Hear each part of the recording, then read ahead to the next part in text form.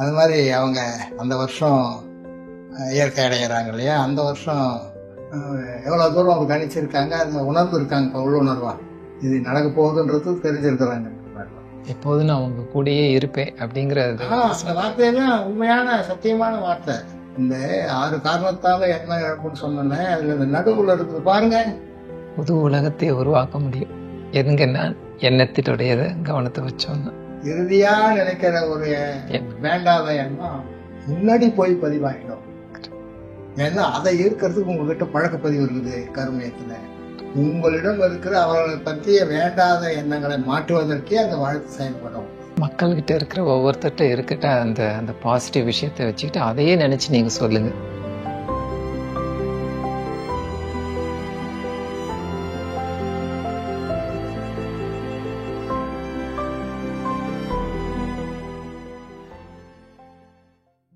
நீங்க சென்னையில லோகாம்பாள் அம்மாவும் இருந்தபோது கூடுவாஞ்சேரியில அங்க போய் மகரிஷியை சந்திச்சிருக்கீங்களா? அங்க அவங்களோட அம்மாவும் சேர்ந்து நானும் வீட்லேயும் ஜெயலட்சுமி நானும் போயிருந்தோம். சாமிஜி அங்கே சென்னையில் இல்லை, அப்போ அம்மா இருந்தாங்க, வீட்டுக்கு போயிருந்தோம்.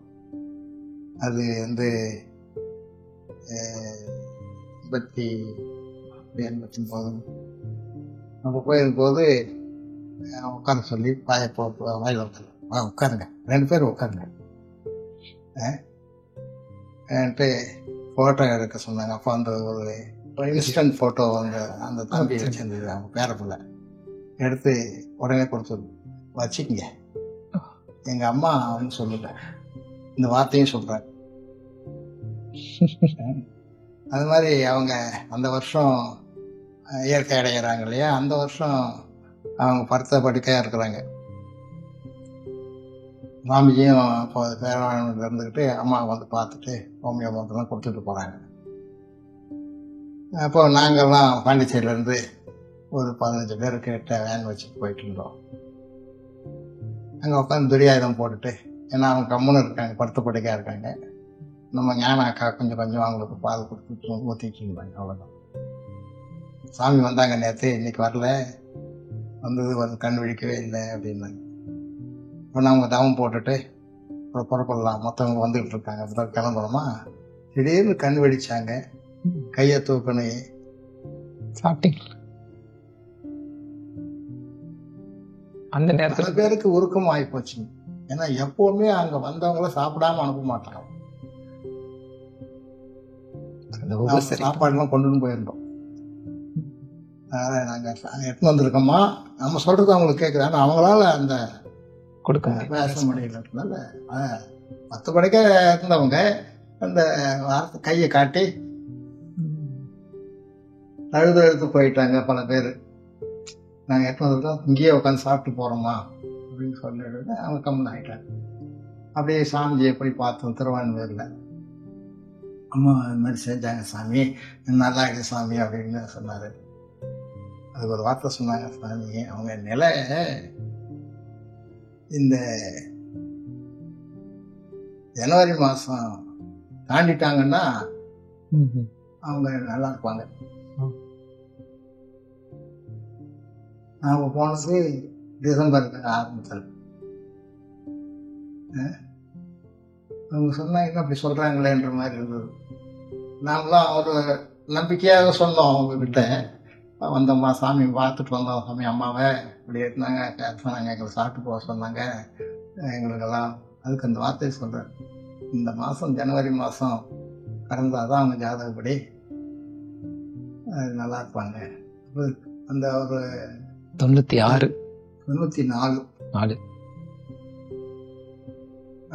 எவ்வளோ தூரம் அவங்க கணிச்சிருக்காங்க, அந்த உணர்வு இருக்காங்க, இப்போ உள்ளுணர்வா இது நடக்க போகுதுன்றது தெரிஞ்சிருக்கிறாங்க. அதனால நமக்கு அந்த தன்மைகள்லாம் இருக்குது. அவங்கள நினைச்சு பழகும்போது அந்த உற்று பார்த்தல், ஊடுருவி பார்த்தல் என்பது தேவைப்படும் போது மன்ற அன்பர்களுக்கும் கிடைச்சிட்டு இருக்கு, கொடுக்க முடியுது நம்மால. அந்த சந்தர்ப்பத்தில் அவரை நினைச்சா வருது, நாம செய்யறோம் நினைச்சா அது சந்தேகம் வருது, தயக்கம் வருதுங்க. அவரை நினைச்ச மாத்திர தேவை இருக்குதுன்னும் போது நிதானம் வச்சுக்கணும்னா போதும், அது பயன்படுது. எப்படிதான் அந்த பேச்சு வருது அல்லது அந்த ஆலோசனை வருது, வாழ்த்து வருது என்பது மிக கத்துக்கிற மாதிரி பார்த்து நாமளே நம்மளை பார்த்துட்டு இருக்க மாதிரி இருக்கு. ஒரு நாளும் ஒவ்வொரு சந்தர்ப்பத்தில் இன்னைக்கு என்ன கிடைக்குது அந்த ஒரு தன்மை. எப்போதும் நான் உங்க கூடயே இருப்பேன் அப்படிங்கிறது. அந்த வார்த்தையெல்லாம் உண்மையான சத்தியமான வார்த்தை. நாம தான் அதை மறந்துடுறோன்ற மாதிரி. நம்முடைய பரிச்செயல் பதிவினுடைய தன்மை அல்லது சூழ்நிலையின் தன்மை, அடுத்தவங்க பாராட்டுறாங்கன்னா நமக்கு கொஞ்சம் ஏறி போகுது பாருங்க, அந்த தன்மை தான் நம்முடைய இயல்பு நிலையை மாற்றிடும். பழவினை பதிவு மேலவங்க பார்க்க அது பரவன துண்டல ஏன்னா அவங்களே சொன்னாங்க, இந்த 6 காரணத்தால என்ன இழப்புன்னு சொன்னேன், அதுல இந்த நடுவுல இருக்குது பாருங்க பிறமன தூண்டல், அதுலயும் சூழ்நிலையில கொஞ்சம் கவனம் வச்சுங்க. அது வச்சுக்கிட்டீங்கன்னா உங்களை யாரும் ஒன்றும் செய்ய முடியாது. நீங்கள் மென்மேலும் சிறப்பா இருப்பீங்க. அவங்க எப்படி பாருங்க, நமக்கு டிட்பிட்ஸ் கொடுக்குற மாதிரி. அப்ப அந்த பிறர்மன தூண்டல நீங்க கவனமா இருந்தாலே போதும். சூழ்நிலையோடு சேர்த்து கணிங்க. அது தானா மற்ற காலத்து தெய்வீகத்தையும் இணைச்சு கொள்ளும், தேவையும் இணைத்து கொள்ளும், பழக்கத்தையும் மாற்றும், கருவமைப்பையும் மாற்றும். அப்ப 6 வேற வேறவும் இருக்குது. அதே சமயத்துல நீங்க கவனத்தை எங்க வைக்கணும்? புது உலகத்தை உருவாக்க முடியும் எதுங்க நான் எண்ணத்தினுடையதை கவனத்தை வச்சோம்னா. கண்டிப்பாங்க. சொல்வதெல்லாம் என்ன சொல்லுவாங்க, இறைவன் சொல்லுன்ற அருட்பர் அன்புக்குள் சொன்னது எவ்வளவு உண்மைன்றதுதான் அவங்களை ஆராய்ச்சி பண்ணும்போது தெரியும். அவங்க பெருமையை நினைக்கும் போதெல்லாம் அது நமக்கு பெருமையா ஆகுது, சந்தோஷம், உயர்வு, ஊக்கம் கிடைக்குதுன்றது தான் ஒரு உற்சாகம். மகரிஷி சென்னையிலேருந்து புதுவைக்கு வரும்பொழுது அப்போல்லாம் காரெல்லாம் அந்தளவுக்கு இருந்திருக்குமாங்கிறது நம்ம நண்பர்கள்ட்டெல்லாம் அந்தளவுக்கு ஒரு கேள்விக்குறி தான். இப்போ மகரிஷி எந்த மாதிரி இப்போ ஒரு இடத்துலேருந்து இன்னொரு இடத்துக்கு போகும்பொழுது சாதாரண இருக்கிற பஸ்ஸு தான் பயன்படுத்துவாங்க. அப்புறம் அவங்களாம் கார் யாராவது பிறகு பெரியவங்க யாராவது கார் கொடுப்பாங்க. பின்னால் அதெல்லாம் இளையராஜா கூட கொடுத்துருந்தாரு. அப்புறம் தனியாக ஒரு கார் வாங்கினோம்னாங்க. இப்படி வேற வேற நண்பர்கள்லாம் கொடுப்பாங்க. ஆனால் அதுக்கும் முந்தி அந்த 60-70களில் அவர்கள் பஸ்ஸு தான் வந்தாங்க. ஒரு முறை அப்படியே அந்த போட்டு திருவிட்டு வருவாங்க. பஸ் அந்த மாதிரி பஸ் இருக்கும். பழைய நம்ம ஜிடி நாயுடு பற்றிலாம் சொல்லும் போது அந்த காருங்களை காட்டுவாங்க. அந்த மாதிரி பஸ்ல வந்திருக்காரு. கடலூர் அன்பர் புண்ணியம் கட்டின்னு இருக்கிறாரு. அவரை கூட இட்டுனாருன்ட்டு அவருக்கு அதுக்கு மேல ஒன்றும் தெரியல. காலையில கிளம்பிருக்காங்க, வழியில ரிப்பேரு. அப்படியே இவங்கெல்லாம் காத்திருக்காங்க. அன்பர்கள் காரைக்காலில் வெயிட் பண்ணிக்கிட்டு சாப்பாடெல்லாம் தயாரித்து வச்சுட்டு 12க்கெல்லாம் வந்துடுவாங்க. ஆனால் 12 போச்சு, 1 ஆச்சு, 2 ஆச்சு. அப்புறமேட்டு வராங்க. வழியிலே எதையும் வாங்கி கொடுக்கல, இவரும் கேட்கல. அப்போ இவங்க அதோட என்னன்னாங்க, சேஞ்செல்லாம் இவங்க வரல கொடுக்குதுன்ட்டு செய்தி வழிபரப்பு கிடையாது இல்லையா. இவங்கெல்லாம் சாப்பிட்டுட்டு நிற்கிறாங்க. அவங்களுக்கு பயிர் நிமிஷம்.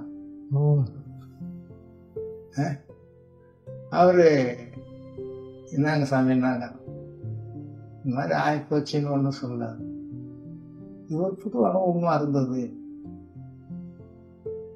எப்படி சாமி இந்த வெயில தாங்க சந்திரன் நினைச்சுக்கிட்டான் பாப்பான்னாரு. அப்படி நினைச்சா அந்த குளுமை வரும்பொழுது அப்ப என்ன இருக்குதுன்னாங்க, தேங்காய் பால் இருக்கு, மாவு இருக்கு, அரிசி மாவு. இப்போ இடியாப்பம் எனக்கு ரொம்ப பிடிக்கும், நான் சூடு தணிச்சு குளிச்சுட்டு வந்துடுறேன்.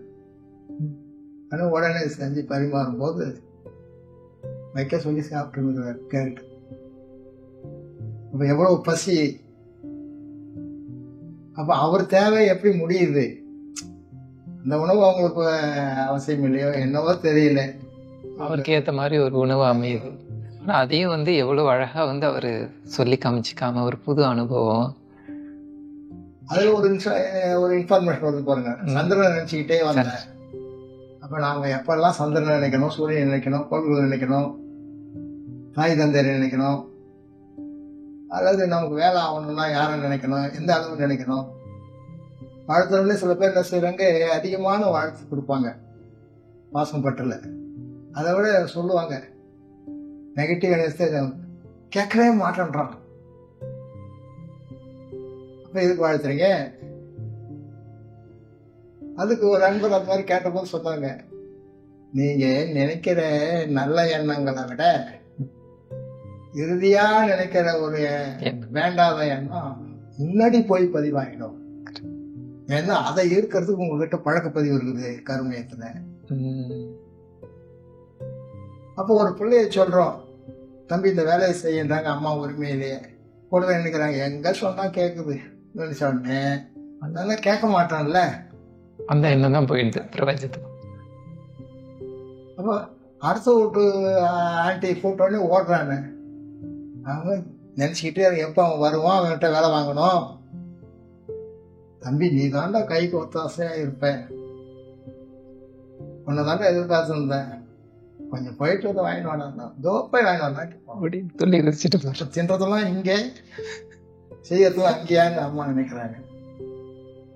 அவங்க பாராட்டினாங்க, நீங்க நெகட்டிவா நினைச்சீங்க உரிமை பாச பழக்கத்துல. அவங்க எதிர்பார்த்துட்டாங்க, அவங்க நோக்கத்துல சரியா இருந்தாங்க, அவங்க பாராட்டினாங்க. இப்ப எப்படி வேலை வாங்கணும் ஒரு உதாரணம் பாருங்க. அவங்க எத்தனை பேர் கத்துக்க வேண்டியதா இருக்கு. மக்கள்கிட்ட இருக்கிற ஒவ்வொருத்தட்ட இருக்கட்ட அந்த அந்த பாசிட்டிவ் விஷயத்தை வச்சுக்கிட்டு அதையே நினைச்சு நீங்க சொல்லுங்க. மற்றதை நினைச்சிட்டு முக்கால்வாசி நம்ம செய்யும் வெற்றி பெறணும்னா அவங்களை பத்தி குறைவா நினைச்சீங்கன்னா வெற்றி பெறாது. உங்களிடம் இருக்கிற அவர்களை பற்றிய வேண்டாத எண்ணங்களை மாற்றுவதற்கே அந்த வாழ்க்கை செயல்படும்.